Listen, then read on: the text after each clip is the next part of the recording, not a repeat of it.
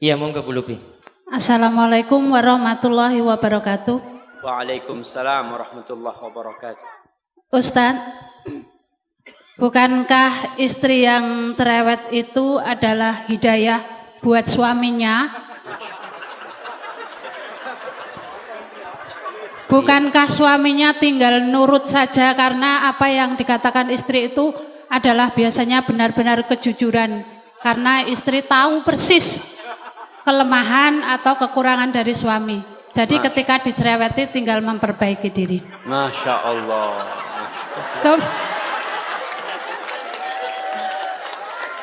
Kemudian kadang-kadang bukan istri yang tidak atau kurang bersyukur, tetapi suami itu senang dipuji.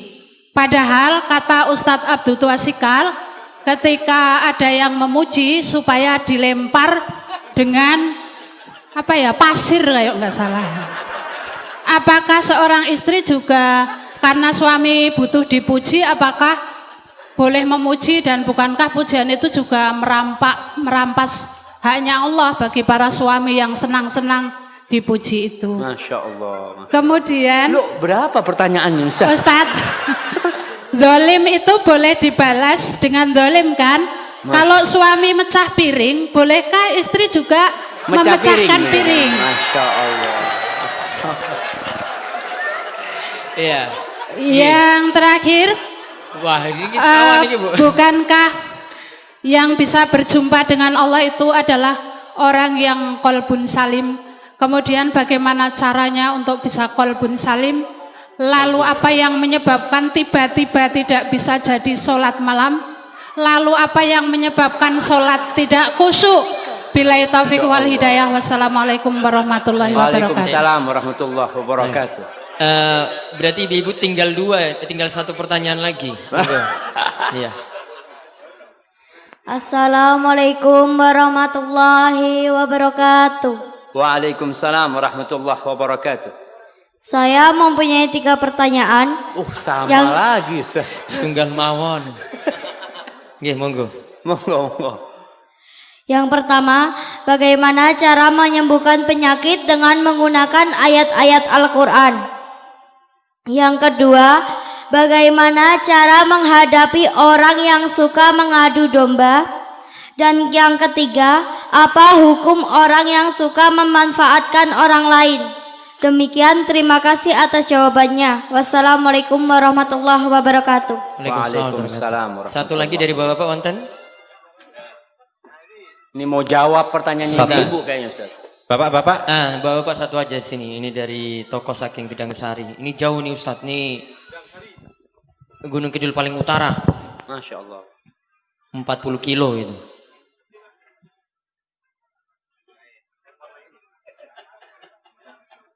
Oke, setunggal mawon Pak.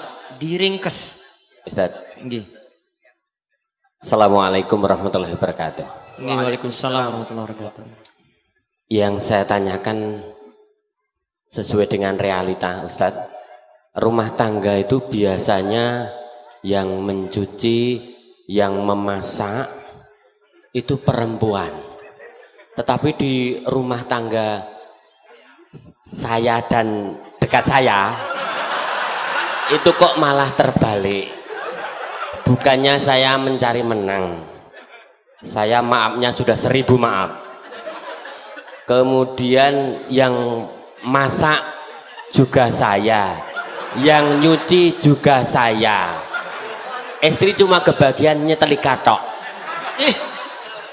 Itu aja kok belum bisa sakinah mawadah warahmah. Bagaimana Ustadz cara yang harus saya tempuh? Assalamualaikum warahmatullahi wabarakatuh. Baik, sampun nggih. Sampun. Yang pertama tadi Ustadz tentang bukankah istri cerewet itu malah manfaat gitu. Masya Allah. Itu gimana Ustadz? Iya. Iya, pertanyaan yang sangat indah sekali ya, karena memang salah satu yang menyebabkan kesalahan itu berulang kali terjadi karena kita beranggapan itu tidak salah. Kita menganggap itu benar.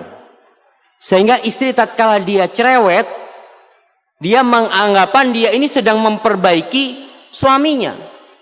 Ingat, di rumah itu ada pemimpin. Siapa pemimpinnya? Suami. Allah mengangkat suami sebagai pemimpin. Ar-rijalu qawwamuna 'alan nisa bima faddalallahu ba'dahum 'ala ba'din wa bima anfaqu min amwalihim. Fasalihat qanitat hafizatun lil ghaibi bima hafizallah. Kata Allah, sesungguhnya atau lelaki-lelaki itu adalah pemimpin bagi kaum wanita. Kenapa? Karena Allah telah memberikan kemuliaan kepada lelaki-laki. Allah memberikan kemampuan untuk menjadi pemimpin kepada lelaki lebih daripada wanita. Yang kedua nih bapak-bapak, ingat nih. Lelaki menjadi pemimpin yang pertama karena bawaan lahir yang Allah berikan kepada dia, anugerah ilahi. Yang kedua dikarenakan suami memberikan nafkah kepada istrinya, maka sang suami mendapatkan kedudukan lebih tinggi kepada istrinya, memberikan nafkah kepada istrinya. Kalau sang suami tidak memberikan nafkah kepada istrinya, biasanya rumah tangga mulai pincang kepemimpinan suami. Karena suami tidak memberikan nafkah. Dia jadi pemimpin karena memiliki kewajiban memberikan nafkah. Berkaitan dengan pertanyaan ibu tadi, bukankah cerewetnya wanita itu hidayah bukan suami? Buat suami, ya Allah ibu-ibu, suami itu paling sumpek kepada wanita yang cerewet. Nah, betul bapak-bapak? Semangat bapak-bapak. Bagaimana cara memperbaiki suami? Ada caranya. Tidak harus dengan cerewet. Yang pertama, suami itu sebagai pemimpin tidak suka digurui. Ya namanya pemimpin. Mau pemimpin itu diprotes sama anak buahnya? Sulit. Tapi ada cara memperbaiki pemimpin. Karena ingat, itu pemimpin bapak dari anak ibu. Maka seorang wanita harus menampakkan penghormatan kepada suaminya, kepada pemimpin. Kalau ada yang ingin dia omongkan, ngobrol sama suaminya. Mas, kalau ada waktu aku ingin ngomong sesuatu, mas. Ngomong sama suaminya di waktu yang tenang. Begini mas, mungkin aku yang salah mas ya. Aku ini cinta banget sama engkau mas. Baru ngomong. Kalau cerewet, mas, sini. Duduk sini. Ribut itu rumah tangga. Karena pemimpinnya suami. Apa ada anak buah panggil pemimpinnya? Ya, kepada pemimpin nanti diharap kumpul sama anak buah. Nggak ada. Yang dipanggil anak buah dipanggil sini sama pemimpin. Ibu kan tujuannya memperbaiki suami. Bukan sok jadi jagoan, tidak. Tanyakan, mas yang kayak gini nih bener enggak mas ya? Pura-pura tanya. Padahal mau ngasih tahu sama suami. Enggak masalah dengan cara seperti itu. Mudah-mudahan suaminya jadi ngerti. Karena tujuan kita itu adalah bagaimana perubahan terjadi di diri suami. Duduk, nggak perlu umpamanya ketika duduk mengatakan qala Allah Ta'ala. Allah berfirman. Masya Allah. Jadi suaminya kayak diceramain gitu, Masya Allah. Orang suaminya diceramain ustadz belum tentu dengarkan. Apalagi diceramain istri. Maka tolong diperhatikan hal itu. Perbaiki suaminya dengan cara yang baik. Kalau ngomong, kadang-kala kalau berbicara itu saling ngangkat suara. Dia ngomong, Ustadz, ana kalau ngomong sama suami mesti jawab. Maka jangan ngomong, tulis. Tulis, karena kalau nulis itu insya Allah bisa memilih kata-kata yang baik. Nggak emosi orang nulis itu. Lalu berikan kepada suaminya. Begitu pula bapak-bapak. Kalau ingin menasehati istrinya, jangan di depan anak-anak, jangan. Jangan di depan orang, jangan. Ketika semua anak-anak sudah tidur ya, di kamar berduaan, katakan kepada istrinya, Dek, nggak ada wanita yang lebih aku cintai daripada dirimu di muka bumi ini. Masya Allah. Itu istri dapat kayak gitu, Masya Allah. Baru kasih nasihat. Tapi kalau ngasih nasihat, Dek, aku benci sama engkau. Allahu Akbar. Yang kedua tadi langsung terjadi piring yang saling pecah. Baik Ustaz. Mungkin seperti itu. Kalau ingin memperbaiki suaminya, karena wanita ini yang solehah adalah yang tunduk dan taat kepada suaminya. Taat sama suaminya. Hadza wallahu a'lam bishawab. Dan wanita yang taat itu insyaallah akan menjadi penghuni surga Allah Subhanahu wa taala. Baik. Yang kedua, ini pertanyaan nggak perlu dijawab semua Ustaz, waktu antum terbatas. Gimana kalau zolim tadi dibalas zolim? Masya Piring Allah. pecah dibalas piring pecah. Masya Allah.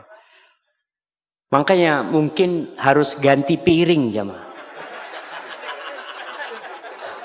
Orang kalau suka dolim-doliman kan lempar-lemparan piring.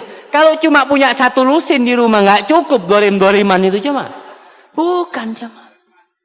Allah subhanahu wa ta'ala menjelaskan kepada kita bagaimana menghadapi orang yang dolim. Bagaimana menghadapi syaitan dan bagaimana menghadapi manusia. Kalau menghadapi syaitan tidak ada cara kecuali a'udzubillahi minasyaitonir rajim. Tapi kalau menghadapi manusia yang berbuat jahat, yang berbuat zalim, Allah katakan idfa billati hiya ahsan. Fa idzal ladzi bainaka wa bainahu adawatun ka'annahu waliyyun hamim. Kata Allah, balaslah orang yang berbuat buruk kepada kalian dengan yang lebih baik, jamaah. Subhanallah.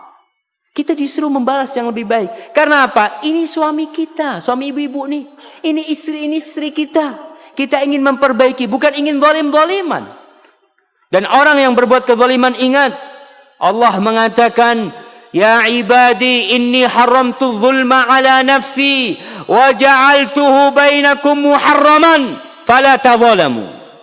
Wahai hamba-hambaku, aku mengharamkan kezaliman atas diriku. Dan aku menjadikan perbuatan zalim itu haram untuk dilakukan oleh kalian. Maka kalian jangan saling menzalimi. Jadi kalau ada orang berbuat jahat, manusia ini alhamdulillah, basicnya dia itu dasarnya baik. Kalau dia memecahkan piring ya, kita mengatakan, iya mas, astagfirullah, aku mohon maaf, aku mohon ampun kepada Allah. Selesai masalahnya. Tapi kalau piring dibalas dengan piring, apa yang terjadi? Masya Allah. Maka tolong diperhatikan, jangan saling berbuat zalim, tapi saling memaafkan. Kalau sang suami menzalimi istri, memukul istrinya, atau melemparkan sesuatu yang melukai istrinya, ingat Allah itu tidak pernah tidur. Dan Allah mencatat hal itu. Serahkan kepada Allah Jalla Jalal. Hadza wallahu a'lam bissawab. Naam. Yang terakhir Ustaz, ini karena terbatasnya waktu. Yang tadi pertanyaan tentang rumah tangga, malah suami yang nyuci, yang masak, istri cuma dapat nyetrika saja. Nyetrika. Dan dia merasa rumah tangga ya tidak sebaik kalau dijalani seperti itu. Bagaimana Ustaz? Subhanallah. Kenapa kok bapak yang masak? Ana takut bapak ini memang koki gitu. Istri nggak ada waktu, istri kerja. Itu permasalahannya berarti. Kurang. Enggak, jadi perlu diketahui tadi. Seorang suami jadi pemimpin karena suami memberikan nafkah kepada istri. Tapi kalau istri yang bekerja, itu mulai permasalahan. Karena tugasnya istri akan pindah kepada suami. Maka perlu dirubah. Tetap istri tugasnya lebih banyak di rumah. Ngurusin anak-anak, aku yang akan mencukupi. Maka insya Allah dengan cara seperti itu dan saling memahami. Namun kalau memang istrinya yang punya rezeki lebih besar. Seperti kisahnya Abdullah bin Mas'ud radhiyallahu taala anhu. Abdullah bin Mas'ud ini miskin. Istrinya alhamdulillah. Dia bisa bikin tenunan, bikin sesuatu dijual dapat duit. Tapi istrinya solehah. Tidak pernah merasa dia yang intervensi kepada suaminya, enggak. Dia tetap menjadi anak buah. Namun kadangkala memang kerjaan di rumah harus dibagi. Karena istri yang bekerja, yang dapat nafkah.